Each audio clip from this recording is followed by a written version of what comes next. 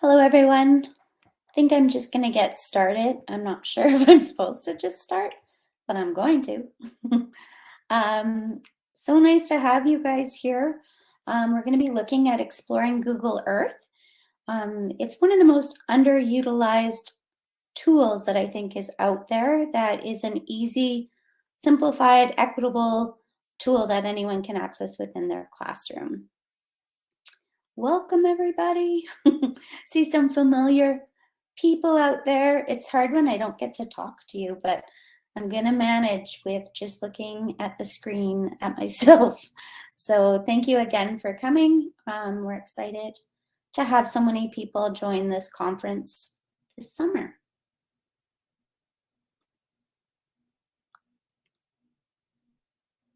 Okay, so I'm just going to tell you a little bit about myself, and I'm just going to first do a land acknowledgement.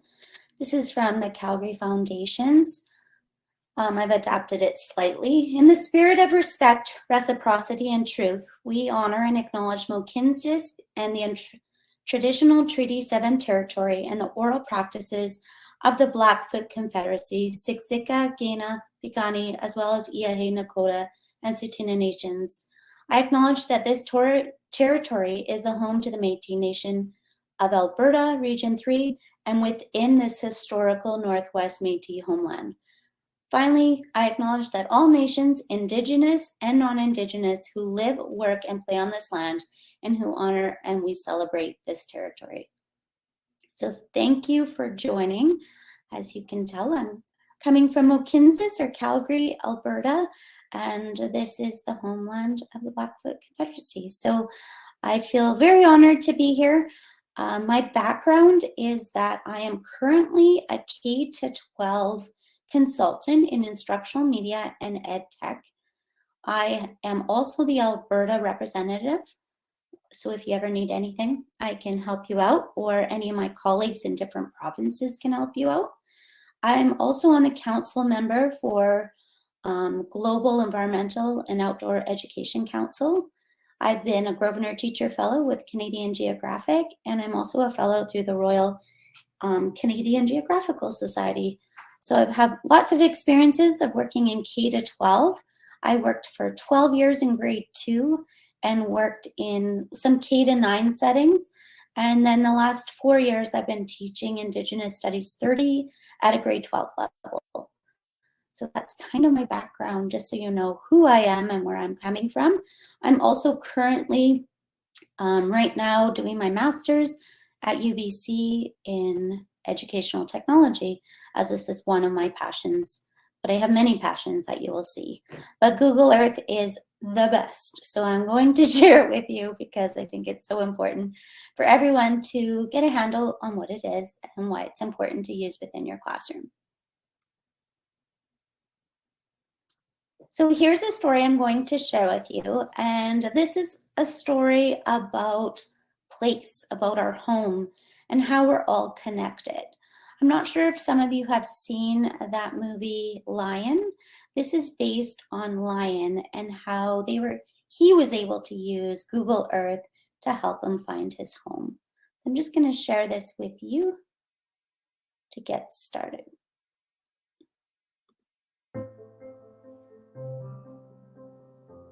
It was 26 years ago, and I was just about to turn 5. We got to the train station and we boarded a train together. My brother just said, I'll stay here and I'll come back. And I just thought, well, I might as well just go to sleep and then just wake me up.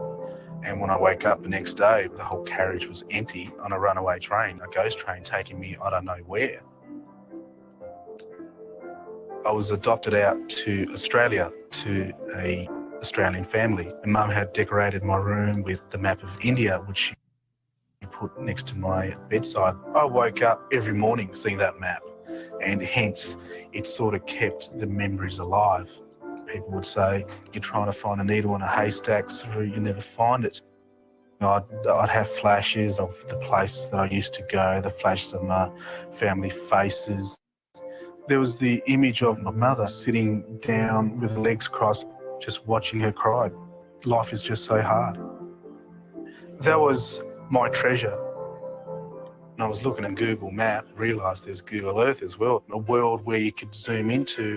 I started to have all these thoughts in what possibilities that this could do for me.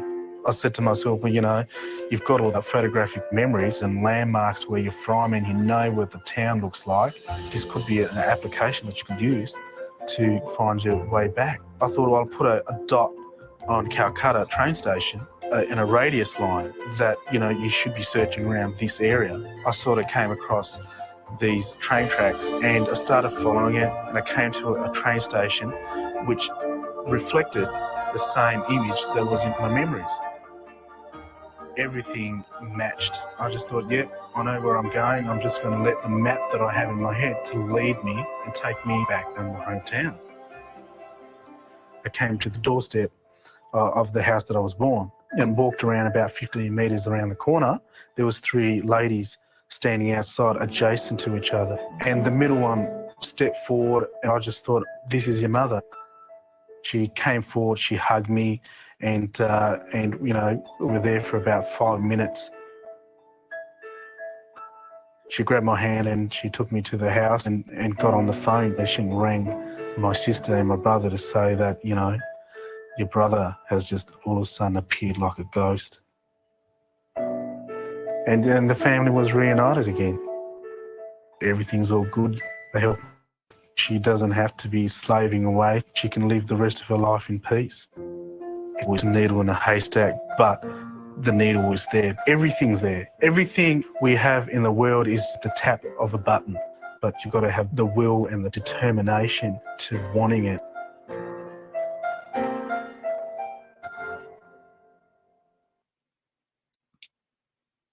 I always love sharing that because that is actually the first thing that students do when they open up Google Earth. So Google Earth can be used on Chromebooks, it can be used on iPads. And the first thing you'll notice that kids do is they're going to go home. They're going to look for where they live, they're going to look for their grandparents' house, and all those connections. Just by opening up Google Earth with your students, you're going to start seeing their stories, where they're from, and how they're connected to the land and the people around them. I find it fascinating just to even do that as an intro activity, is to let kids explore first, because they're always going to go home first.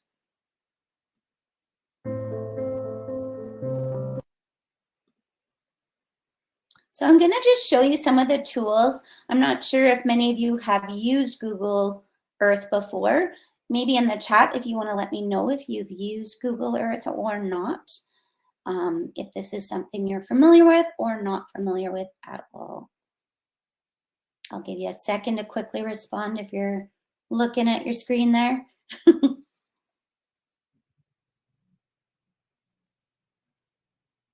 Some people not in class, but they're using it.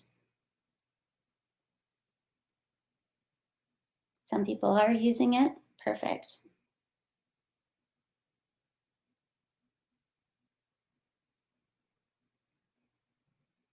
Perfect.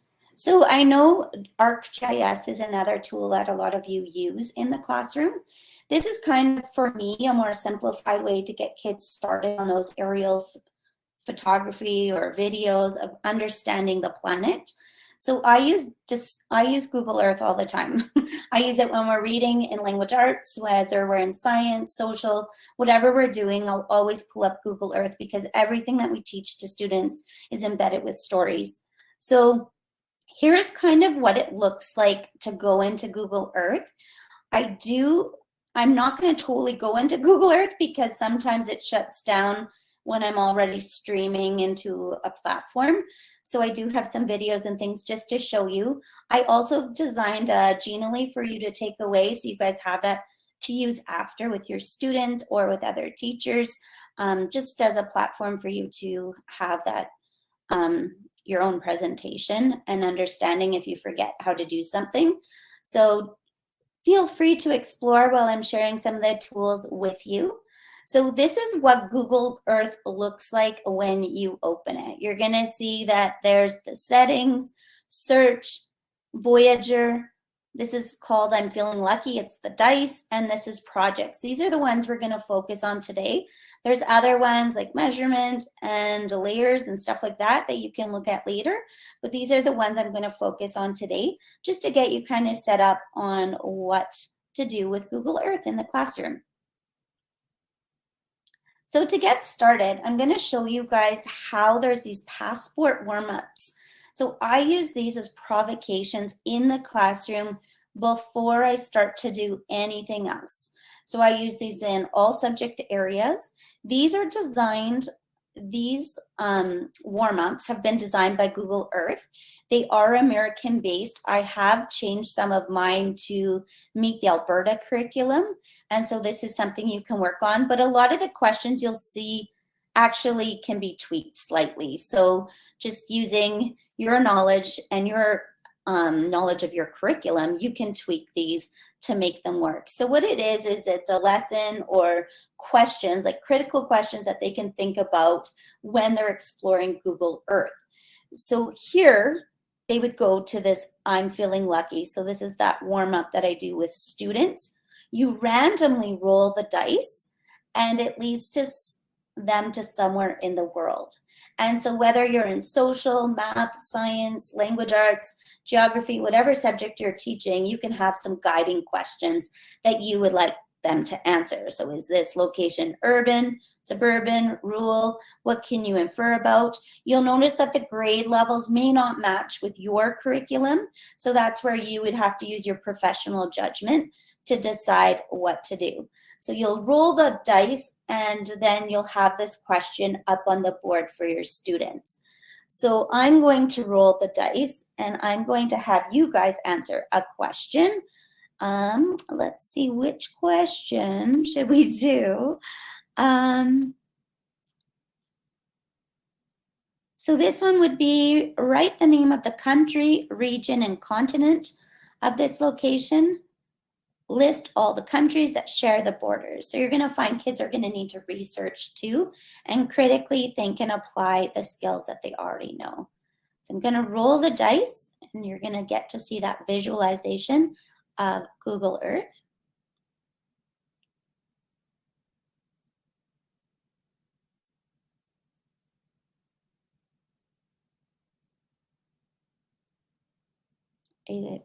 Oh, you guys aren't seeing the screen.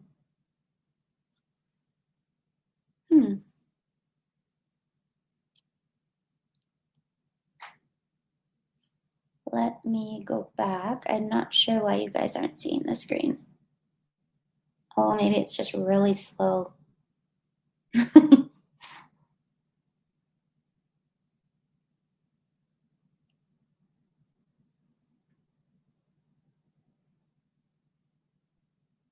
So wait 1 second, I'll see if it pops up. Nope.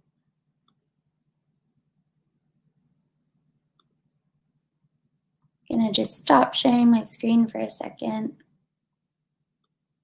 Try this.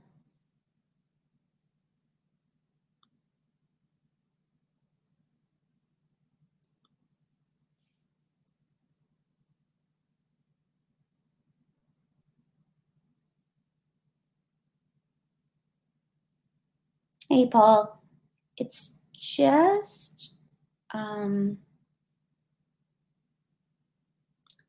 it's really slow. It's not showing my stuff properly.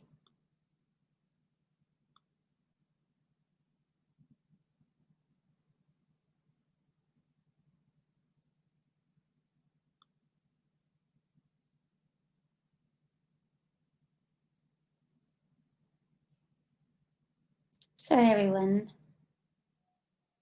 I'll have to just wait a second.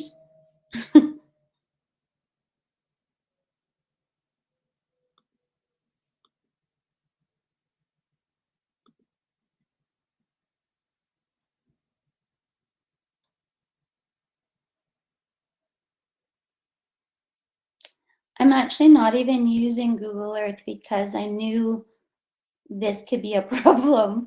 So I pre-recorded everything to help with the video. It's just not sharing my screen properly.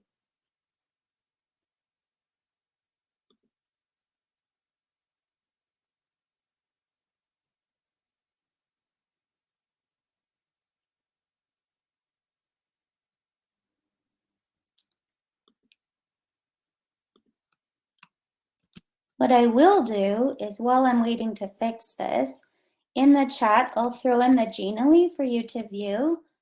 So then you have something to look at. Hopefully that link works for you.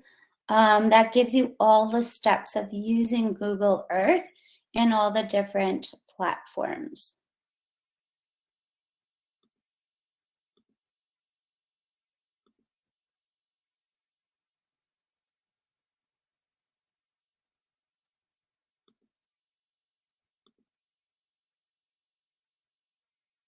Here we go.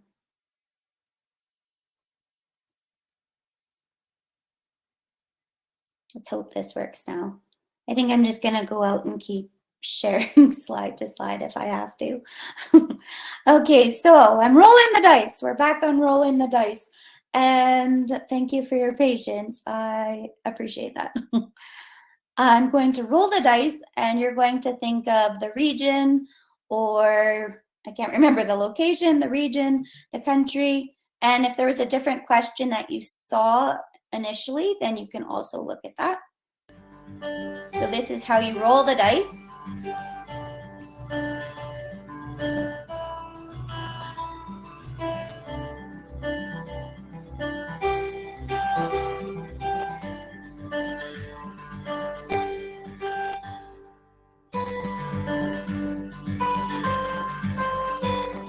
This shows you how you can go into a 3D right up close and personal.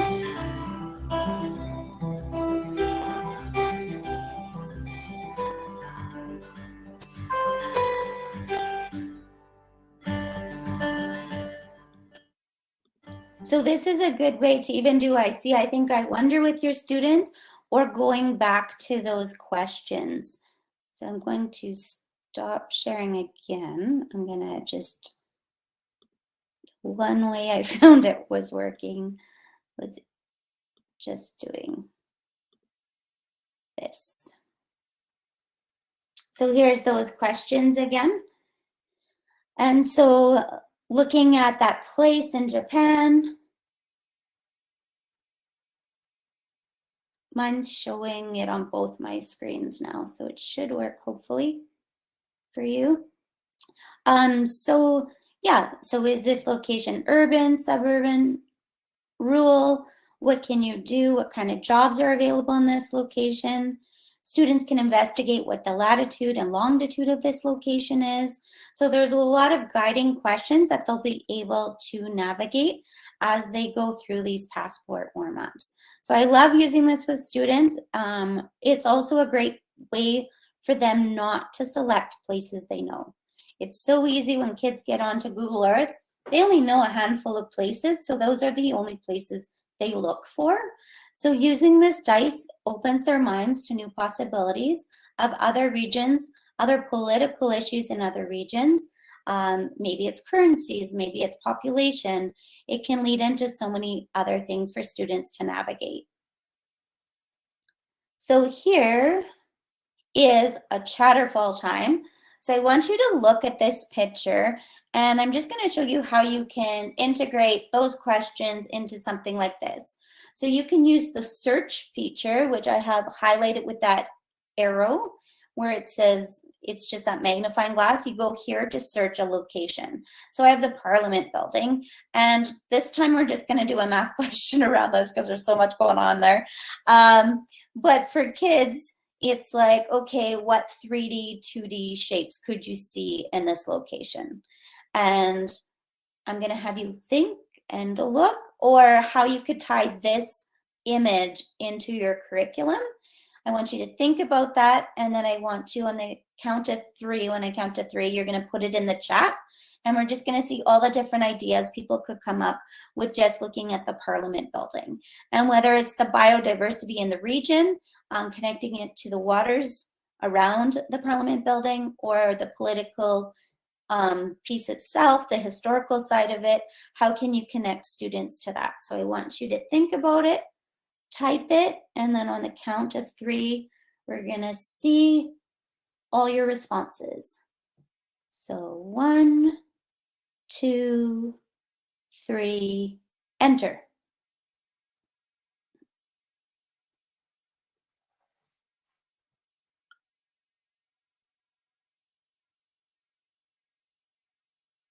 So you would put that in the chat.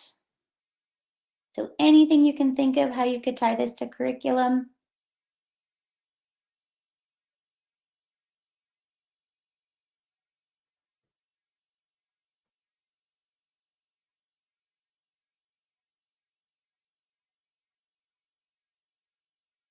So some people are saying the architecture, the history of Canada, totally. And for those younger grades, maybe it's shapes. Like someone said they teach a grade 1-2 class, so maybe you're looking at the shapes, like you see circles, triangles, stuff like that. The government in grade 5, what might the area be that it occupies? Why is it located there? Great questions. Okay, we're going to go to the next one. We're going to try to be a little faster with her. So this place, for many of you may not have ever heard of it before. This is in Alberta. It's called the Blackfoot Crossing. So you can search locations and then you can have those thoughtful questions for students to navigate. So once again, I want you to think about what are questions under I see, I think, I wonder. What do you wonder about this location? What do you notice? Is there anything that you think is significant? You probably know nothing about this area. Maybe some of you do. And just trying to understand how even taking an image or a place where students have never seen it before, how they can navigate and try to critically think about that location. So I'll give you a second to think about a question you might have or thoughts around this location. I like that. Stories of the people of the area, how the area has changed over time. And all of this is linked, so when you get my presentation, you'll be able to see more information about Blackfoot Crossing. Is there Indigenous ties in the province? I wonder what they are crossing. Different people who are connected. So here, Blackfoot Crossing is actually where Treaty 7 was signed, and it was a hunting area, and there's actually buffalo jumps within this area. So you'll be able to see that and why it's located here, because it was also a gateway to the river and a buffalo kill site for Treaty 7 or Blackfoot Indigenous communities. So this was very important, and it's a great place to come out to see. And then within Google Earth, you can go closer and look at this area.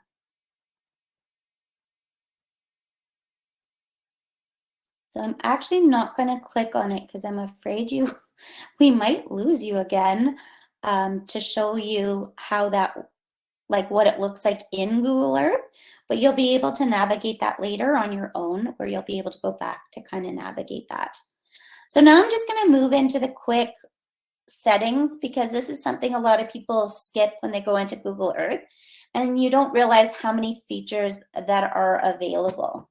So something to consider is when you go into settings, which is here, it looks like that hamburger, you're going to be able to change the map style, the photos on or off, and settings. So these are the 3 most important things I think that you can look at. So sometimes when you go into Google Earth, people get these little circles of photos everywhere, and it's because the student went into settings and turned that on. So this is where they could turn that off if you don't want these little circles, which I could show you in a minute. I will attempt to go into Google Earth and hope it doesn't crash. But here, that fly animation, some people get sick when it flies in.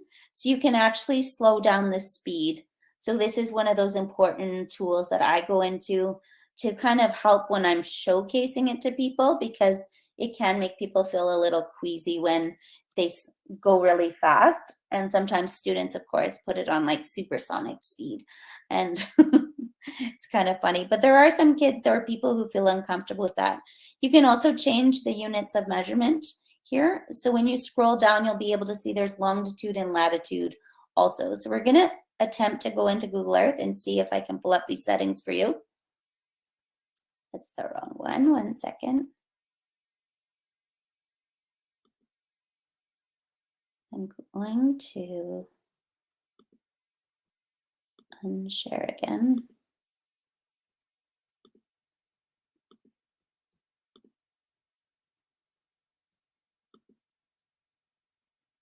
Might be glitchy a bit. So here, when I click on settings on this side, you'll be able to see that this is that photo thing I spoke about. See how all these little circles start popping up everywhere for students to see images that have been taken?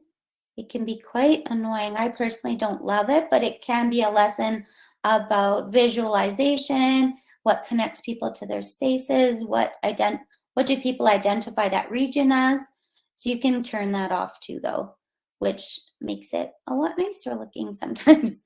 So here's those settings, and this is where you can change some of those elements. This is where you can also put on your longitude and latitude. So you can click that on in this space. It's moving very slow. So turn on fly animation, that's where you can turn it off. This is that orbiting, you can change that to no animation if you do not like that to happen. So these are just those quick little tools that you might want to check out. Under map styles, this is where you're going to see how you can change the borders or everything. You can customize it. So you can show roads, you can show all that, or you can take it away. It's up to you. And this is like that 3D buildings. Cloud animation.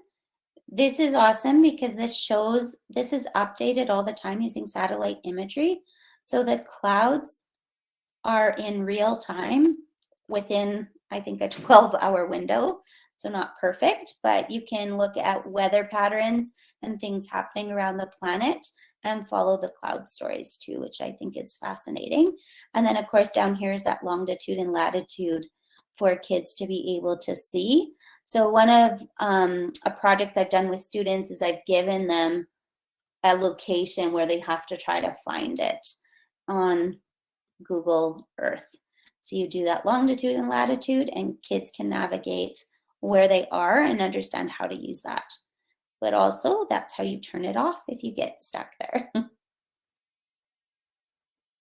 we're just going to go back. So that's settings for you to see. The next thing we're going to navigate is the Voyager story. So I'm just going to maybe keep it in here for a minute. This tab here on the side, that looks like a wheel, that is your Voyager story. And that connects you to so many different resources that you can use with your students.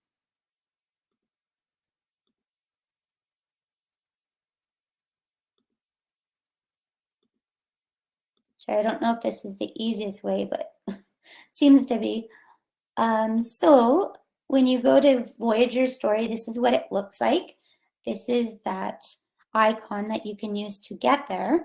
And then these are different stories that you're going to be able to connect with. So these are pre-made stories from somebody else. So this is why I love this, is because these are already created with the mindset of experts being able to design and create. So these are my favorite Canadian Geographic stories that I use all the time and that are fascinating to use with students and adults and to get them connected to understanding the stories of their places. So there's the residential schools by Canadian Geographic, and visually seeing it on a globe is like mind-boggling. Like, you know, there's so many schools and stuff like that, but to see it, I find it, yeah, it's just incredible. And that you can navigate areas and kids can look to where they live now and how close could they be, are they, to a residential school. Another one I quite like is the Indigenous cultural history one, because these are positive stories of like fiddling, different artwork and culture across Canada. And this goes from coast to coast to coast, which is fantastic too. The Anthropocene is actually designed by Tanya, who's one of the head people within Canadian Geographic Education. She's helping run this event. And she designed this, and this is about today our human impact on the planet and how that can take a toll. But for students to see it, it is incredible for them to see. And then Canada's original place names. So each one of these globes is actually a link. I will attempt to do one. Does anyone in the chat want to tell me which one they'd like me to click on for them to see?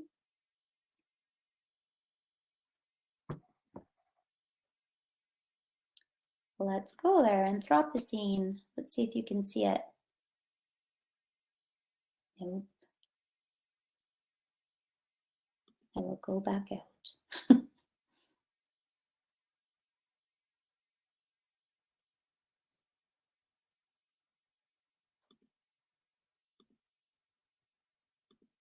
It's just being silly. But here's the Anthropocene. So when you see stories in Google Earth, a lot of times there'll be a write-up on the side explaining the story. It could be a 360 image for students to view. And then what it does is it goes through the different steps. So here's your title page. And this is eventually what your students can make their own. So this is showing you how some are pre-made and then how you can go through the different slides. So I use this summer with my Indigenous Studies 30, where it's almost like a Google slideshow.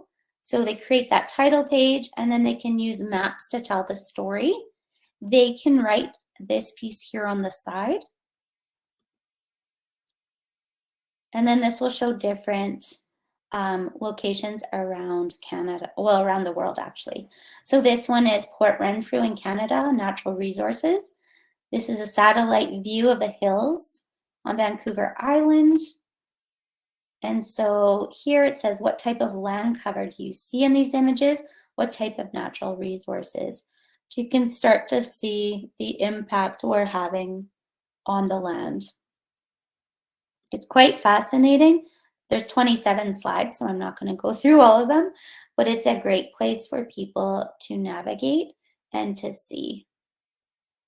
Here's that 360 view, so looking how big these trees are. And then I also love that in this write-up for the Anthropocene, they've added Explore, which gives you those guiding questions to speak with your students about. And then there's also always you can go deeper with the dive, and it gives you an activity. So these Canadian Geographic resources are fantastic to navigate with your students.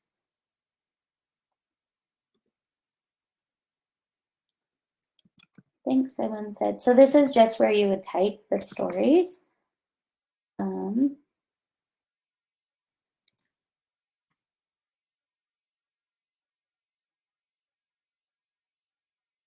See if I have,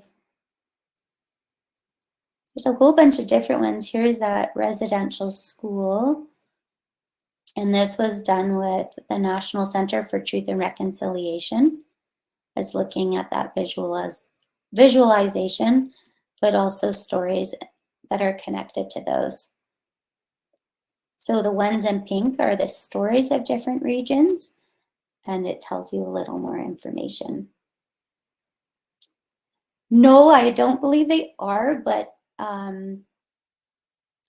for the residential schools, I know that the Pathway to Reconciliation is another resource that Canadian Geographic has. A lot of these were developed before, so obviously the information isn't perfect in a lot of these resources, and it's kind of like that stepping stone. I know Charlene Barehead always says it kind of gives us the confidence to start with our students, but for them to critically think and look at these resources to say, hey, what's missing? What should I add? Are these in French? Maybe Paul would know that. Hopefully Paul's still here. I believe some of these are. I think almost anything that Canadian Geographic designs has a French. We could just try. See if we add. I'll look after actually, and I'll send you a message to make sure. So that's just something to navigate and to think about.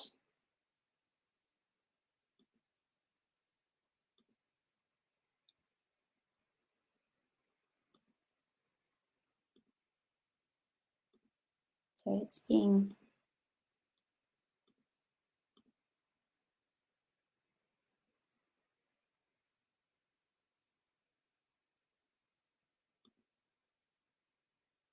okay. So when we go here, these are those stories I spoke about. The next one, there's other stories that you can do. So there's already quizzes that are created or fun things to do with your students. I've used Carmen Sandiego as an intro for my students, but there's also quizzes on different things. There's time lapses on changes in forests, on the world's oceans, on glaciers. There's different things like that for your students to navigate. So I find this also a great area to go. And if you forget where to go for that, see here on the bottom of Voyager, it's going slow again. It'll show you here at the bottom, there's games, layers, street view, nature. That's where you'll get those layered ones, the games. You can go into that slide or into those icons when you're in Google Earth, and you'll be able to get to this area. But once again, I will share this with you. The most important piece is we want our students to be able to create their own projects. So for projects, I just think this is so important. So they get to navigate, they get to see other creations kind of as exemplars. And now what can they do? So I'm just going to show you how some teachers have used it. Actually, I know some of the teachers in this video, and I think a lot of you know Peter Cameron, he did one also, and how he connected Google Earth and used that to tell a story. So we're just going to watch this, and hopefully you guys can view it. If it is glitchy, you will have the presentation after to re-look at it. Most of my family immigrated from Iran in the 1970s, but no one has been able to go back. This picture is around 65 years ago. When I hear a lot of these family stories, it's hard to have a real connection with that place because I've never been. But my family has used Google Earth to see those places. This is the neighborhood I used to ride my bike around. Today, I'm working on a project for my family on Google Earth. I'm mapping these family photos so that we can draw connections between the past and a new future. Today, we're putting together a digital tour of the Hudson River, highlighting some landmarks and other special places along the river in Google Earth. As an environmental advocacy organization, we're always looking for ways to connect people to rivers in an emotional way. The new creation tools allow us to put place marks, add photos and descriptions to really create a meaningful story. Today, we're working on a Google Earth project.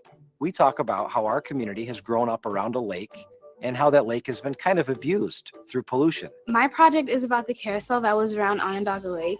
The carousel was moved because Onondaga Lake got really polluted. As a community, we've all seen how that lake project has been cleaned up. Learning about where we live can benefit other people. Doing this project makes these places seem more real. I've been so fortunate to have these stories that have been given to me, and now I'm able to give something back to my family, and it brings me more context and understanding of what their lives were like. With this project, we hope that people will feel more connected to the Hudson so that they can reach out to their regulators, their decision makers, to ask them to do the right thing. The students are really proud because this is not just built for our little school community. We're making dynamic presentations for anyone on the planet to view and gain from.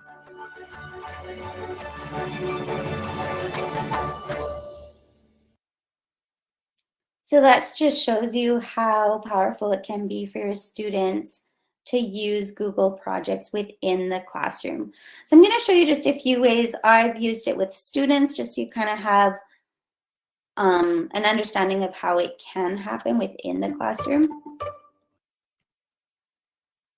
I've used it with, like I said, grade 12, but I've also used it with kindergarten to grade 2. Like I've used it, I think you could use it in all grades. I just think it's how it is used. So I'll show you one that I did. This one I started with a grade 1 classroom in Calgary. And I had just been on my expedition with National Geographic, so I'd seen penguins, and we had talked to them about penguins and our ocean story and how to connect to their land and how they're connected to penguins themselves. And so this grade 1-2 class, we almost did a guided story together, where as a teacher, we led the story, but they put their thoughts together for us to type and tell the story. Because I think it's very different than giving like a grade 12 class who goes in and builds and navigates their story, to having the littles who sometimes can't even type yet. But it is really powerful for them to see. In my grade 2 class back in the day, I had my kids using Google Earth a lot for different projects, for looking at community connections. And by the end, a lot of them were able to navigate it. And kind of the high flyers were creating their own stories and doing their own stuff on the side. They'd come back the next day and be like, look what I made, Mrs. Huddy. And I'd be like, oh my goodness. So there's a lot of good that can happen in those younger grades too. So I'll just show you. I'm gonna click and hopefully I'll probably have to.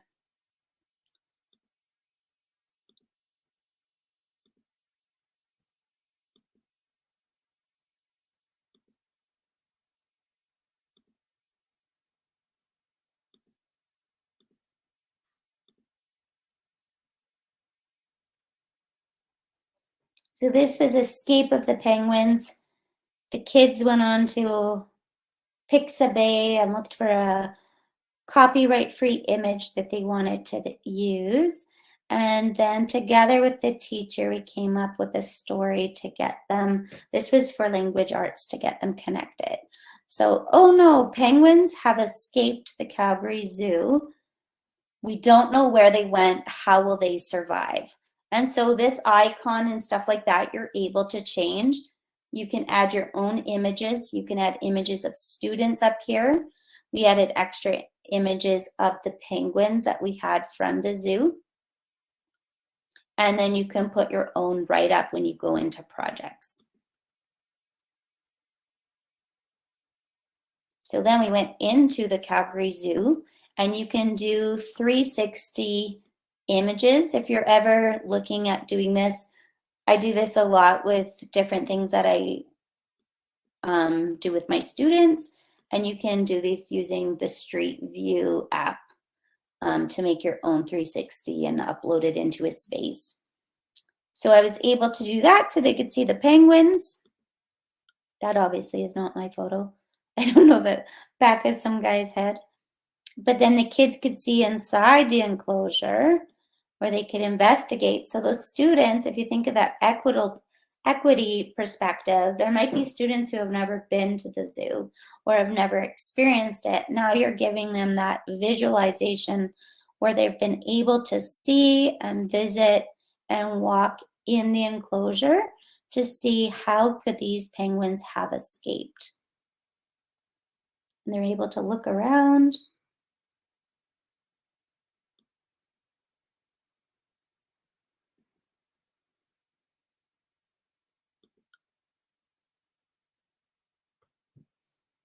So then we were able to find some. So did they act alone? Where did they go? And so then the kids started investigating where could they have gone? How could they have traveled? And they decided that the penguins were in their community and they thought they were probably trying to get to their pond. So can the penguins survive at the Evanston Pond? What are they going to need to survive? Is it safe? And so the kids were super excited. And then obviously COVID hit and the story ended. So that's kind of like the gist of how we started, but where we were going with it with the students. So we would have continued to build the story together. And then you would even have that piece to share with family later. And you can also put in like student artwork. You could put in different things to make this story flow.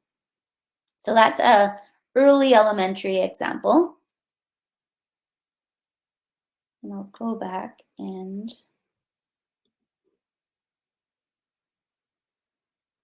So this is that projects icon you go to. And I'm going to go and see my other projects.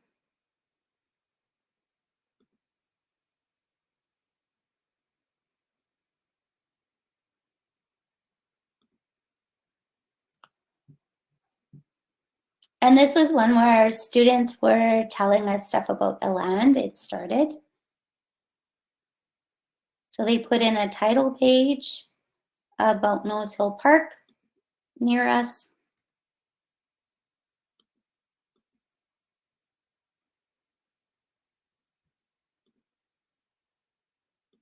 To go to present. If you go to present, then it's like that slideshow. And so then students added information about the medicine wheel and connecting it to where we are. Let's see that show up. Just takes a second. So they were able to write their own information about the medicine wheel and how it connects. This was actually done by one of my colleagues, Stephanie Proctor, who worked with me on this project. And then we took them to another area. There's a meditation maze. So this was students were looking at finding locations around Calgary that connect to our Indigenous storytelling. So you can do a story where kids add to one story or where kids do an individual project.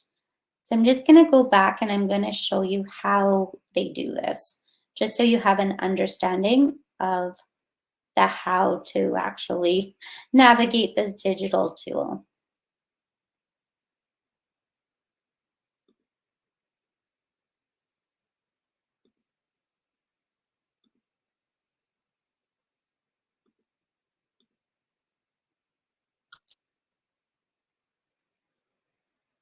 So this tutorial is at the bottom of the projects. There's a little question mark for help. Every time, I think it's a little more simplified than this video, but I did this with grade 3 students and we were working on different architecture around the world. And I would have them go and use the video and pause it to find where they were confused with how to use it and navigate it. Because I feel like that's a skill we use ourselves, so it's important for them to be able to do that too. In this video, we're going to talk about how to create your first story or map in Google Earth. We'll show you how to save places, photos, and information all in one project, so you can create a map to preserve your memories or tell a story about a journey. See where your imagination takes you. To start creating, click on Projects. Click New Project. Click the pencil icon to give your project a title and description. You'll notice that your edits are automatically saved as you work. You can start by searching for a place you'd like to add. When you've found a place you like, click the Add to Project button. Save that place to your project. You'll see the place appear in the list of features in your project. Let's add one more place. In addition to searching for places by name, you can drop a place mark directly on the globe with the Creation toolbar. Select the Add Place Mark button and click on the globe to add the place mark. Give your place a name, and this time, let's click Edit to add more information. Here in the Property Editor, you can add rich information to your places, such as videos and images, text, styled place marks, and more. You can even add an amazing 3D view to your place by tilting the map and clicking Capture this view. You can continue adding places to your project, including lines, shapes, and street view. You can share your project with a friend by clicking the Share Project button. To see your finished project, click Present. Use the Previous and Next buttons in the table of contents to journey through your project.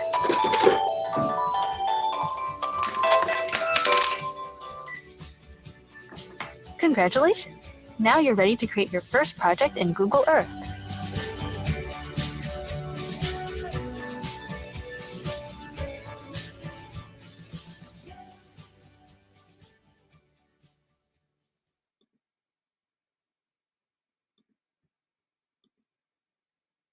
So as you can see, that is like huge that kids can create their own. So as a teacher, you can design something to get your kids thinking, or you could have them navigate their world. So whether you're in social, science, math, whatever subject you are doing, or storytelling through like language arts, you can use Google Earth as a main platform for your students to build capacity and to build these authentic, engaging experiences where it takes them to places they may never have imagined or thought of before. In this video,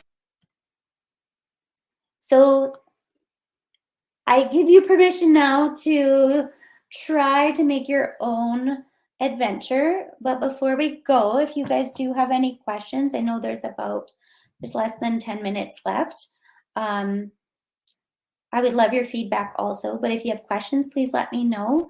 In the exit ticket, if you could write the word square and then say something that really resonated with you, circle, something you're still wondering about, or triangle, something that you may change in your practice. Feel free to write that in the chat so I can change things. And yes, I will share my slide deck and I will share the Genially I made. So actually I can even show you the Genially that's here at the end that I have made for you guys. I've also made it with my friend. I've changed it slightly. I'll just show you guys so it's easy for you guys to navigate.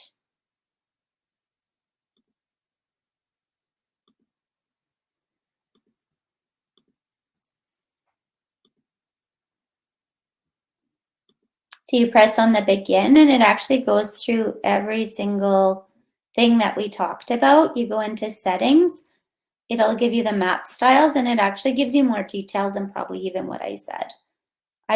It's an easier way for you guys to see it, but use it as a teaching guide with your students. I've used this with students and teachers and it kind of gives them a great little kind of a manual or guidelines, and for yourself, a place to come back. I do, just with everything with digital tools, things change all the time, but I will give you guys this so you guys have access to this also.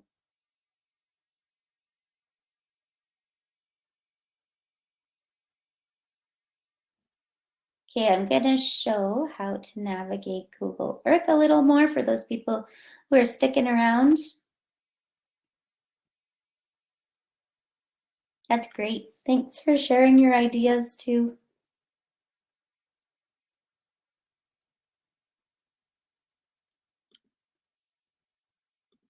Okay, let me show you Google Projects.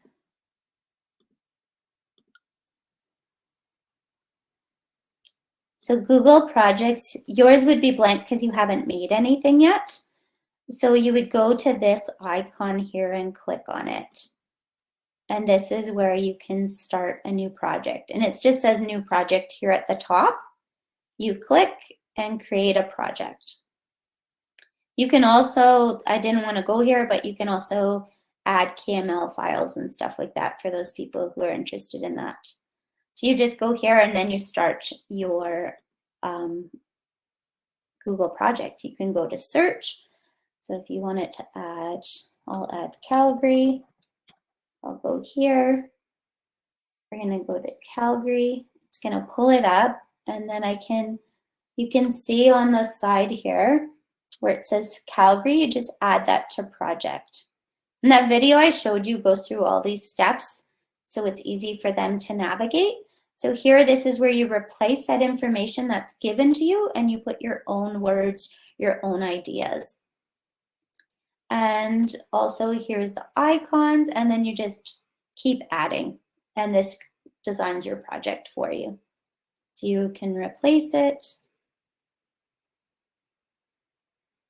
I need to say something, I think. You can add photos, video, links. It also gives you the longitude and latitude for your students. So that's kind of how you get started, but go back to that video because it'll go through your step-by-step on how to to go through that. For the Anthropocene, you just go to the search feature here and you'll look for the guided tours, but you can just actually type it in at the top here. When you start to type it in, it should come up on Anthropocene.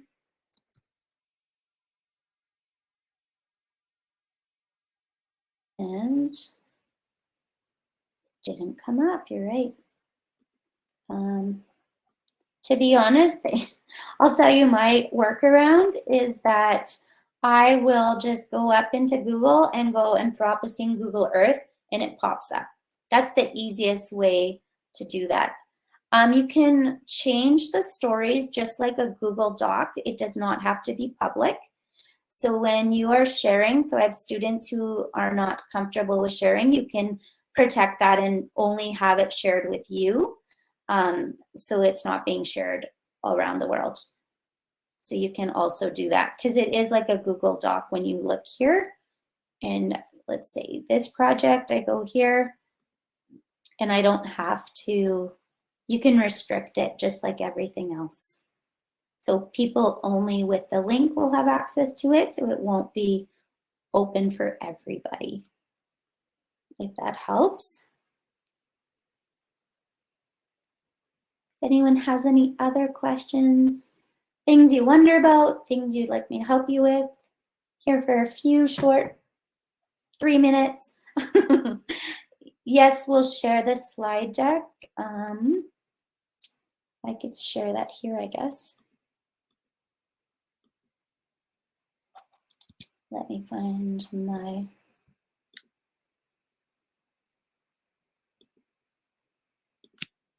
You can also email me if you guys ever have any questions.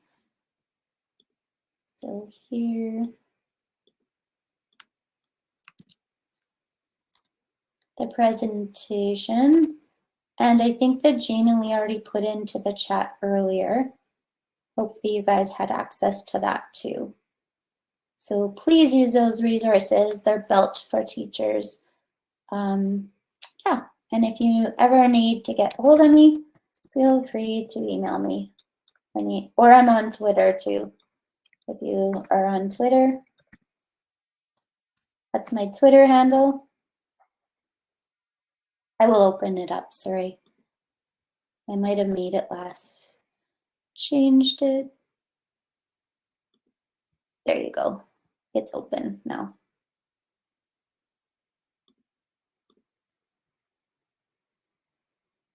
Hopefully that helps.